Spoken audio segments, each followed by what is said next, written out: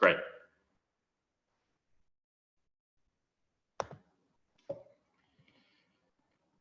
Okay, so like I said, we're going to spend about 15 to 20 minutes to give an overview, and then we'll do a Q&A afterwards.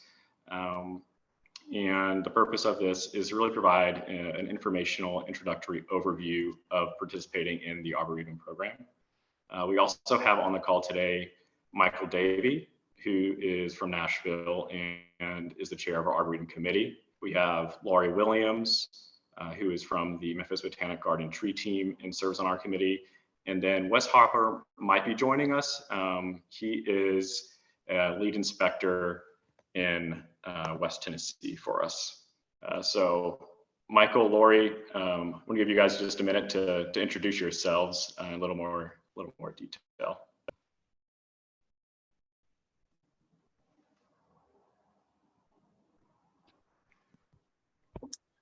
Well, I'm Michael Davey. I'm an arborist with Bartlett Tree Experts in Nashville here. And I've been on the TUFC board for, I don't know, a few years now. I'm not even sure how many years, but yeah. So we've been trying to get the program tightened up in the last couple of years. And so, yeah, this is part of the process. So it's good to be here.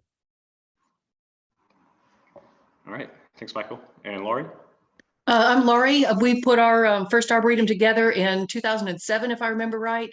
Made all the mistakes possible, some of them twice, and I'm sort of here hoping we can keep people from making the same mistakes I did. Great. And then Wes, are you out there? All right, that's okay. All right, let me go back to the slides. And so let's start with the basics. I think everyone here has a hint of what an Arboretum is. That's why they are here. But to kind of highlight at a high level, it's about educating the public, providing a space that can be a place to relax, refresh, and renew, preserving biodiversity, protecting rare and endangered species, and providing an outdoor laboratory for scientific research.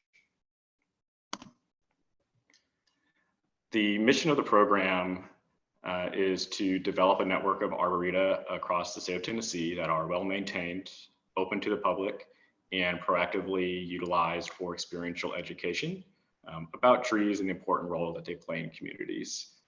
Our vision is to have an arboretum within a 30-minute drive of every Tennessean. And the really cool thing about this is a PhD candidate actually did a study on the program and found out, and her results aren't final yet, but when I spoke to her, I think she said about 75% of Tennesseans are within a 30-minute drive of an actively certified arboretum, which was really, really cool to hear.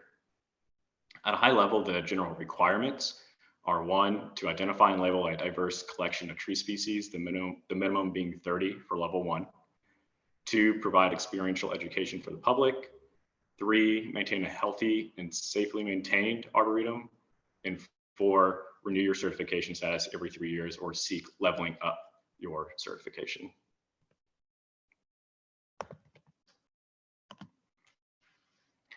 All right, so a little bit about the history of the program. It was started in 2000, and since then, 170 arboreta have been recognized, distributed quite evenly across the entire state.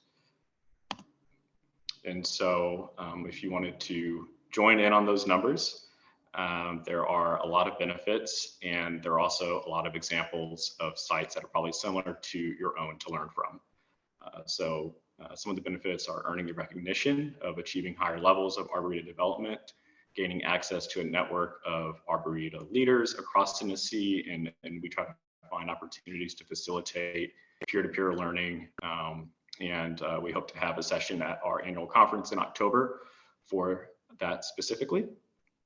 It's also an opportunity to serve as a leader in your community, to inspire new arboreta and educate the public. We've seen a lot of established arboreta sort of serve, once they're really well established, they serve as advising to others in the community and inspiring them. And it's also a really amazing way to get together with partners and volunteers in your community and just kind of foster that connection and collaboration. There on the right, we have examples. And so from Laurie at the Memphis Botanic Garden to all kinds of parks, historic sites, college campuses, museums, grade schools, corporate campuses, churches, you name it, there's a diverse type of sites.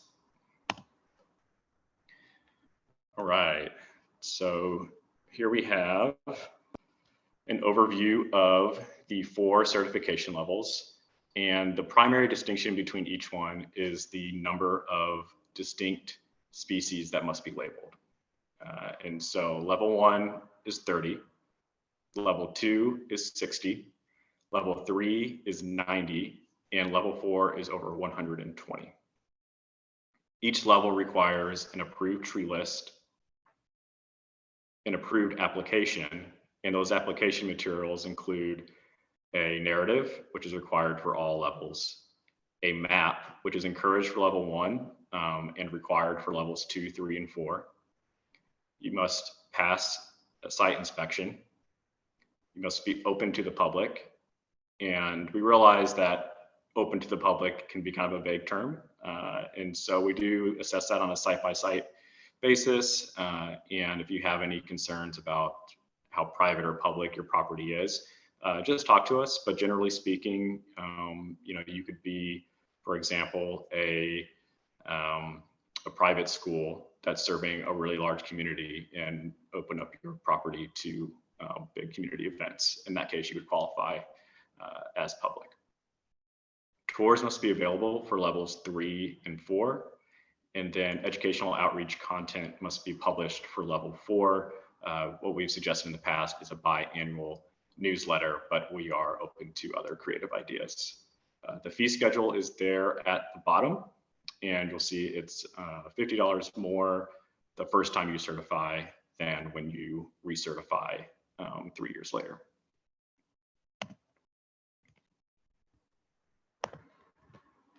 Okay, so looking at those 4 certification levels, Arboretum that have certified since 2000, a large chunk of them get that level 1 and they stay there. And a lot of times that's just the constraints of how many trees can be on a site. But we really encourage everyone to think about this as an opportunity to develop and level up over the years. And if you are a level 4 Arboretum, you are eligible to serve as a center of excellence, which the Memphis Botanic Gardens does serve as.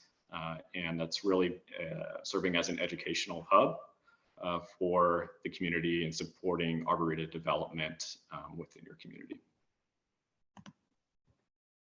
I wanted to take a minute to pause and talk about our tree sanctuary program. So I've kind of spit out a lot in about 10 minutes, and some of you might be thinking, oh, wow, I don't know if I can do 30 trees, or I don't know if my property is going to have the public access and education requirement. So the tree sanctuary program might be a better alternative. And so this is specifically for private property owners, typically residential homeowners, and who are still looking to protect and preserve a diverse collection of trees. Like I said, public access is not required, but we do really encourage homeowners to let their tree sanctuary serve as a space to host events for neighbors, for local garden clubs and tree enthusiasts, and to really open it up and make it a community space as much as you can.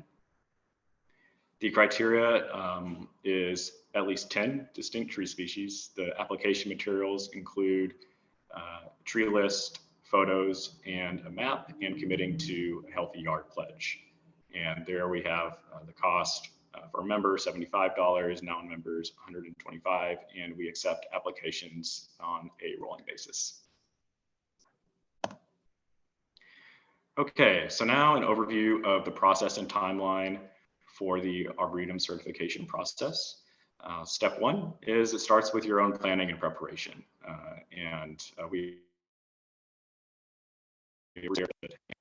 biggest part of it is your tree identification so that you can do step 2, which is submit your tree list.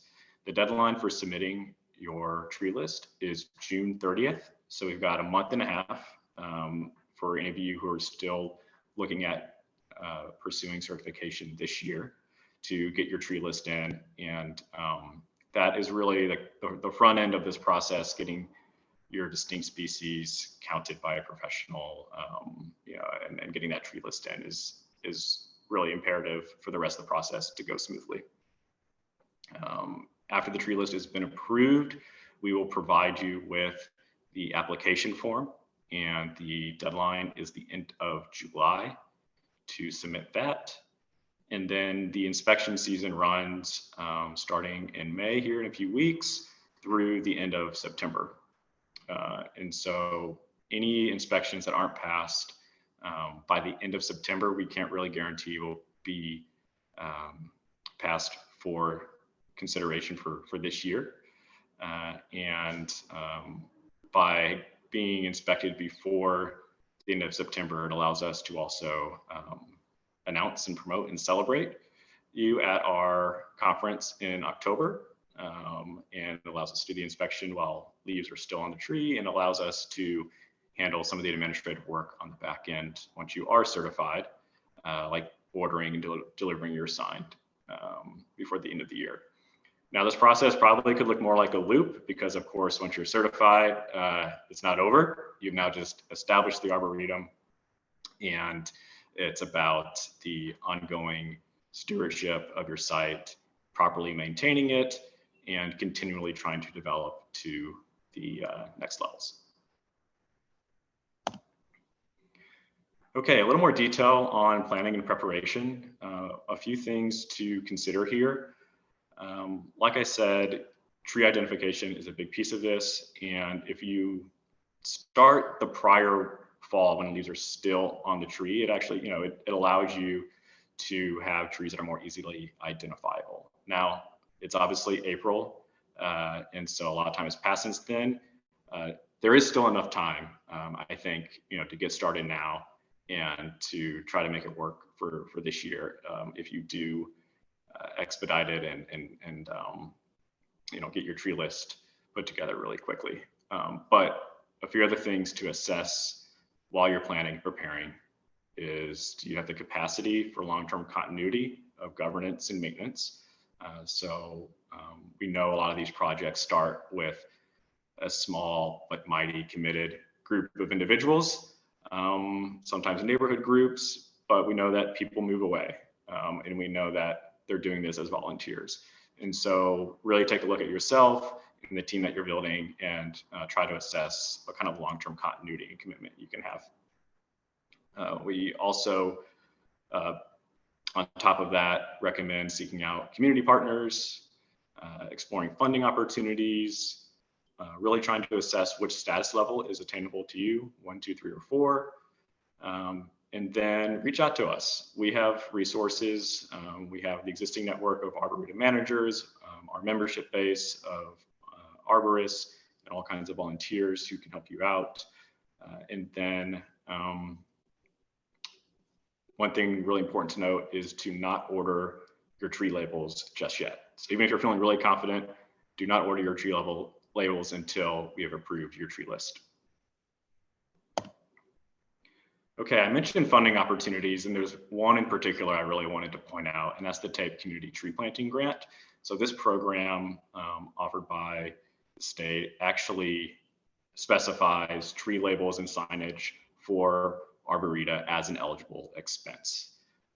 And so that is really important to note. This is, I think, something everyone should take a look into.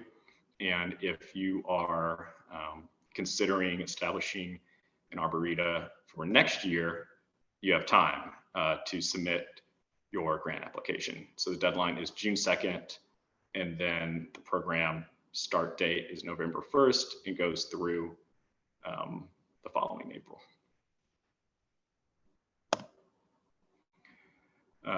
Like I also mentioned, we have resources and can link you to technical assistance.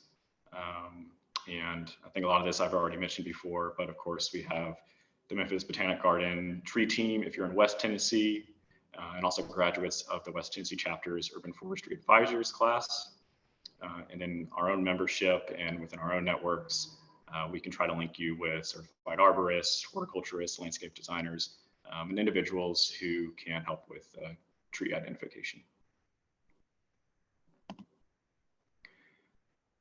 Okay, so submitting your tree list. Your tree list is your collection of qualifying distinct tree species.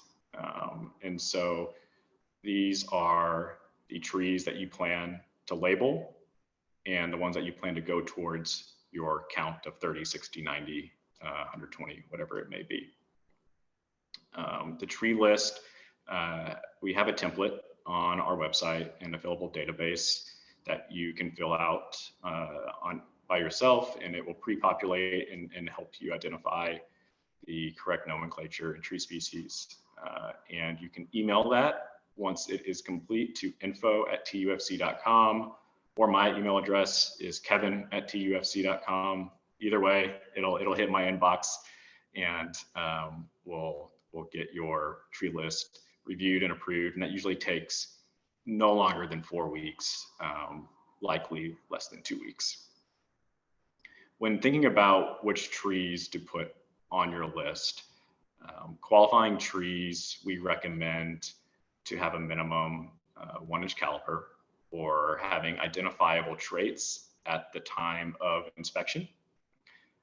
They must not be on the invasive species list, and they must, of course, be a tree, not a shrub, which sometimes isn't as simple. But if you have any questions, we have our team to talk to you and help make those decisions on what qualifies and what doesn't. Okay, submitting the application materials. Like I mentioned, these are processed from March through July. And once we receive your application, it'll take us up to 4 weeks, usually 2 weeks, just to get that turned around to you and allow you to then schedule your inspection. The application form is not on our website, so we will share that with you once you submit your tree list and it is approved. The application will include some questions about the location, your contact information, and then a detailed narrative covering why you're pursuing this project, how it started, mission and vision, governance, your public engagement and education plans, and then you and your community will benefit from this project. For levels 2 through 4, like I mentioned, a map needs to be submitted with your application. That can be a QR code linked digital map, or it can be part of a brochure that is available on site. And your application must, of course, include the approved tree list. Okay, then comes the big inspection.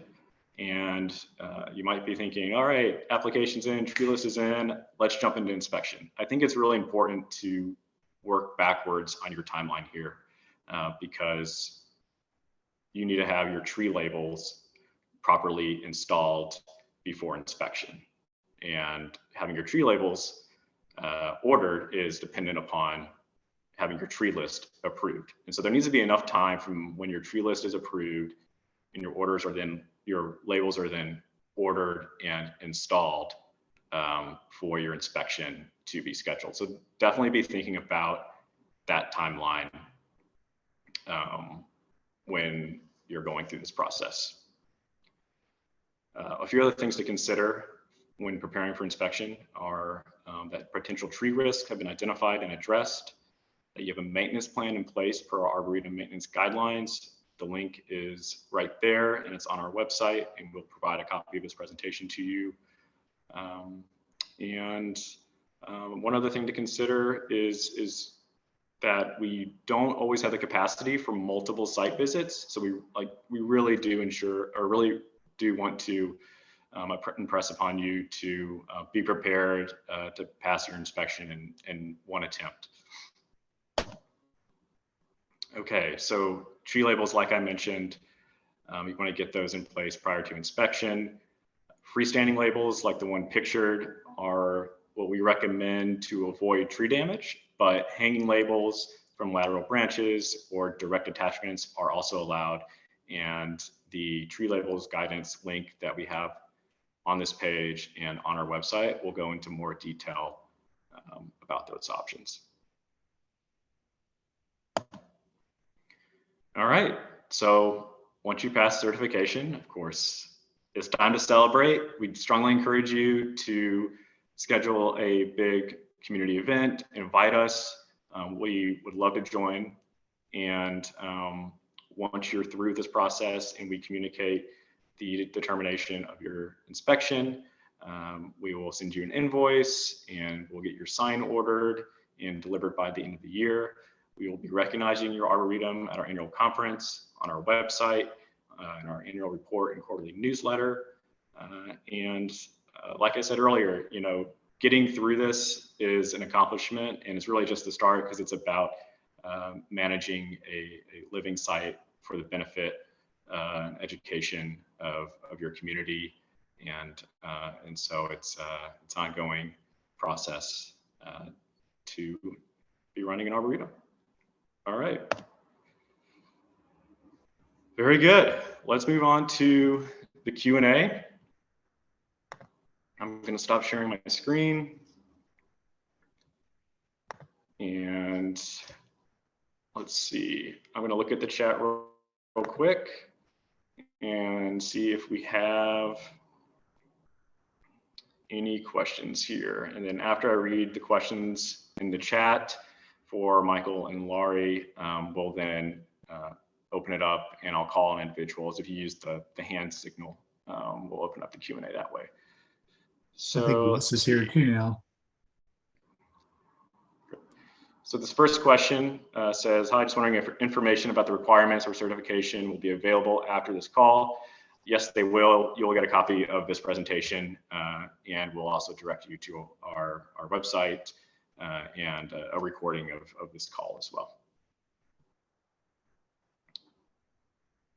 Oh, looks like Michael, you already answered that. The grant, that was the TAPE grant. And so that is with the Tennessee Agricultural Enhancement Program. I'm trying to remember the exact acronym. But again, we'll provide a link to that, and there's a link on our website to apply for that as well. That's the correct acronym. All right, great. Okay, this next question is, for those of us who must do community fundraising, please address any associated costs and a good source for labels if you have that.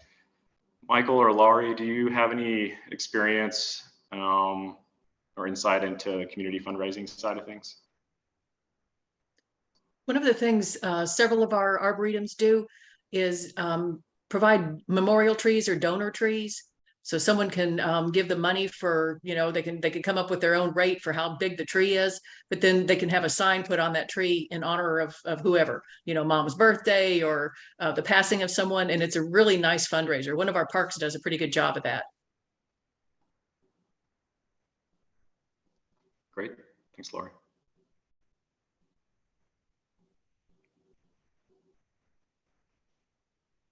All right, and a good source for labels. I saw someone mention National Band and Tag.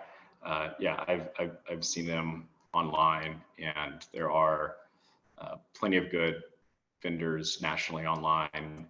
Those who know how to do QR codes really well as well. For a new Arboretum, do you have a template or example of a map? We don't have a template, but we do have plenty of examples. If you want to follow up with me, I'll make a note and I can share some examples that I've seen. Yeah, I think it's not, it's just important to have that map, and some people have stylized, you know, drawn out maps or digital maps. Like I said, it's just good to have that map. There's a lot of different ways you could do that. It's not too strict about how it should be usable. And again, if it's educational, the a lot of the drive behind it is to have it educational and experiential. So, trying to be in line with that, that's about it. And the map isn't just for the visitors. It's also for the folks that are doing the Arboretum. Signs will disappear, I can guarantee it. And so it will help you find that tree once your sign has disappeared off of it. That's definitely true. Yeah.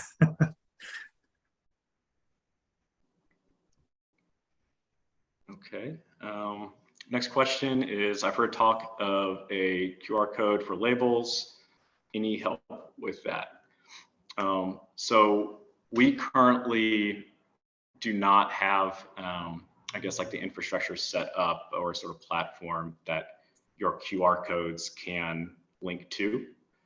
That's something that I think we're hoping to do next year, where we can provide a sort of digital platform that your QR codes can link to, that also links to our website, and gives you a sort of template to easily sort of create your own Arboretum site. But I don't want to go down that rabbit hole, because that's not something that's in place right now, and it's really just an idea for next year. If you need help with understanding how to generate QR codes, sign makers are I think the ones that I've seen know how to work with them. Also, reach out to me. I'm happy to help you point out some sites that can be used and kind of walk you through the process of generating a QR code. Okay. Now let's go to the hands up. Matthew Blair. Yeah, Laurie mentioned something interesting, which was that signs tend to get broken and stuff, and we've had that. I recommended Lark Labels as a good label place, but one disadvantage is if they get bumped into by a mower or something, the spike separates from the label. Does anyone have a good way to do that? It occurs to me maybe a PVC pipe and then putting the spike in the middle, or tying it to the tree. Like, the recommendation is not to have it tied to the tree, but what's freestanding is what we do, and it's about a foot off the ground, and it's subject to mowing damage. Not that it's usually on trees that are mulched, so the mowers are not supposed to get there. But anyway, any recommendation for Memphis or Nashville on that? What kind of stake are you using? They're aluminum, so the aluminum labels hold up real well from Lark, and so they stay nice and iodized black with white. But the stake that comes with it is, I don't know, it's made more for labeling in botanical beds rather than individual trees like we have in Arboretum. Is it an adhesive? How are you putting the label to the stake?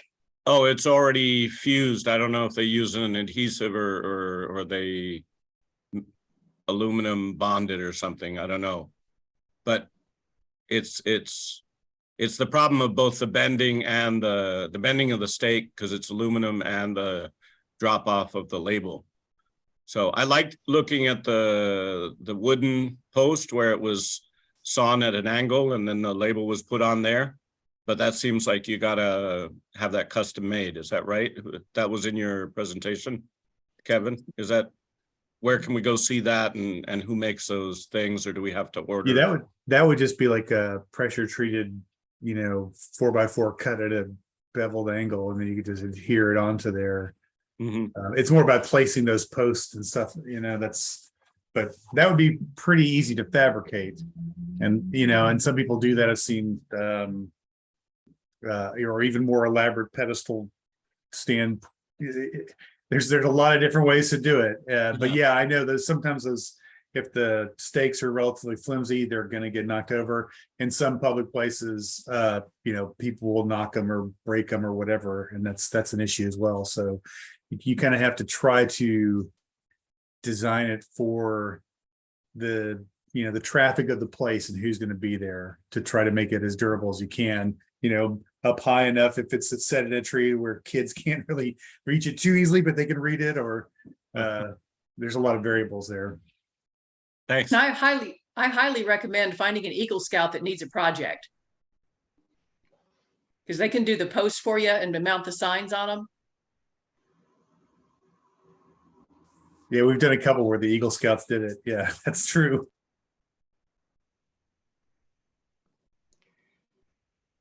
All right. One other question I see here is, do TAPE grants apply to HOAs? My understanding, the list of eligible grantees includes nonprofits and volunteer groups. So kind of broadly, those categories in HOA may be falling under, but I can look into that in more detail. Does anyone else on this call have any knowledge of whether an HOA would qualify? Okay. All right. So those are the only questions that are in the chat. If you have another question, just raise your hand or add it into the chat. We've got about 10 more minutes. We have some questions about the price of memorial trees. Laurie or Michael, do you have any experience with memorial trees? Or memorial tree labels? It's pretty much up to the facility itself, you know, whatever it is, of setting the price. We have actually accepted donations for existing trees, large existing trees. And of course, the price would go up with the size of the tree. One of the things you have to be kind of careful is being in charge of what tree is planted. You know, number one, if they choose something that was sentimental to them, it may not add to your count of trees. And all of a sudden you end up with, 200 flowering dogwoods. Or ginkgo. When you want a little variety. Yeah. Yeah. Yeah, I would think that that price point or whatever you're talking about, it's just that's up to the group. It could be the cost of the installation of something. But it's just whatever can help defray the costs in general. Or even the mulching and things like that. There's other ancillary costs it could be. Oh, the tree label. If you're asking about the cost of the labels, I mean, that does depend on if you're getting labels made for it, they're generally relatively cheaper individual. So that, again, that could just be something that if you're trying to help just cover the overall costs of the installation or maintenance, then you can just say, like, you can make this a memorial tree, or that's just something that can help with the costs. In general, the labels, depending on what they are relatively cheap, and so that's just more about what you can do as a group, if that makes sense.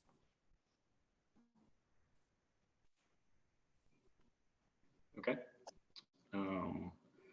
Is the approved tree list on the TFC website? Yes, that template is on the website and will be included in the resources we send following the call. We have a question from Cynthia Hernandez. Any advice on trails? I know we have some tree trail arboreta. Michael, Laurie, any experience with tree trails?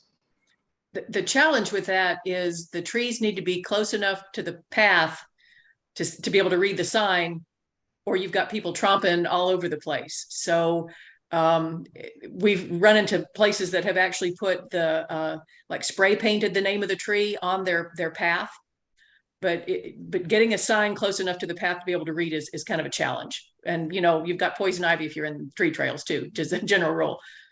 And again, that's sometimes where it's even more important to have a good map that shows with enough detail, because these trails curve, whatever, and a lot of trees around. It's sometimes if the sign is not very visible, there's nothing to kind of pick it out for you. It's easy to miss them. That's like, I think it was Couchville maybe had like they did have it painted on their trail, like pointing over towards the tree, and the sign on the tree as well. Because there's no better place to educate people about trees than a woodland tree trail. So if you can work it out, it's a great thing. Yeah. Any Outdoor experience class. with, Well, the outdoor classrooms, like at one of our schools that we have here in Shelby County, they have an outdoor arboretum, and it's on a wooded trail.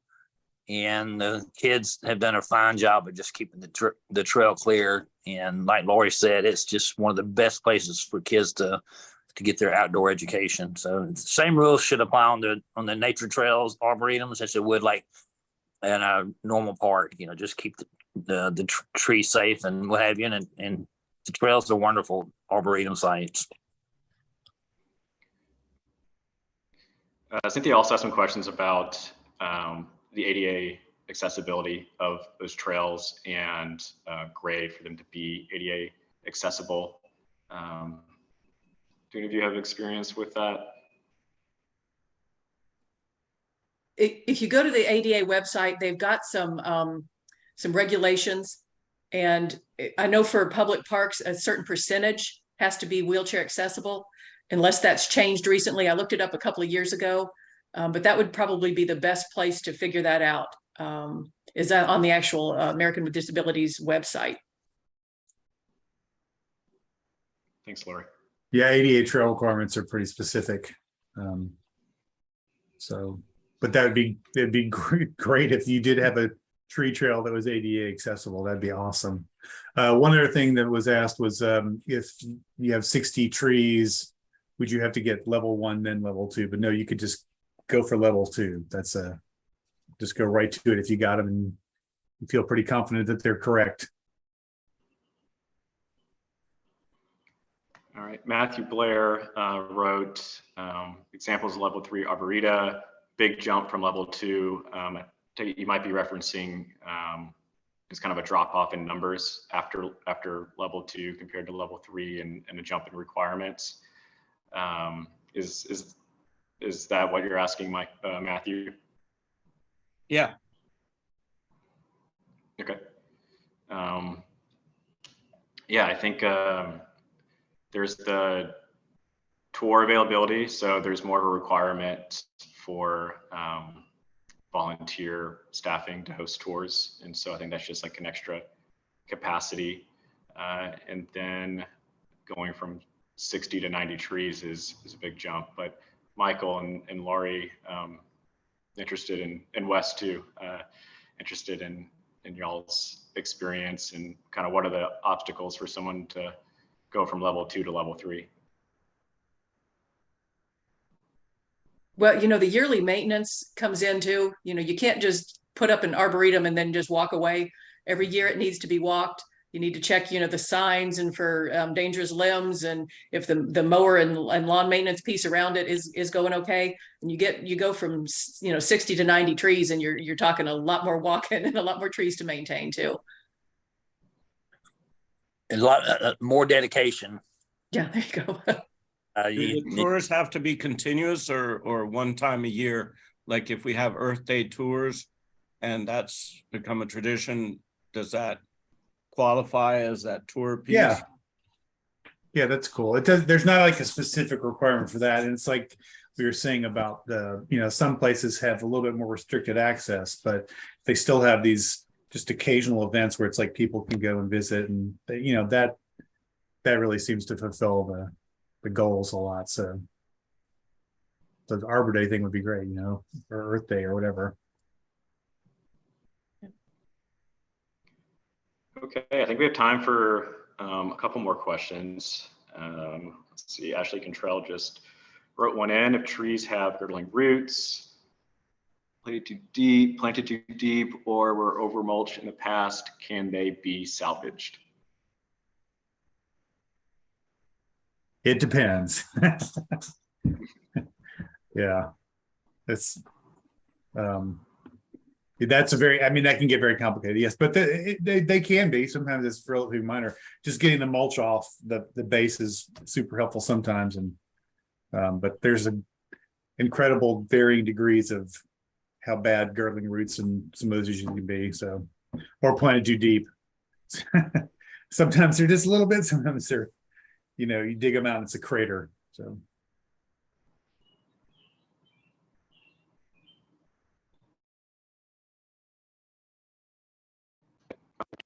for one or two more.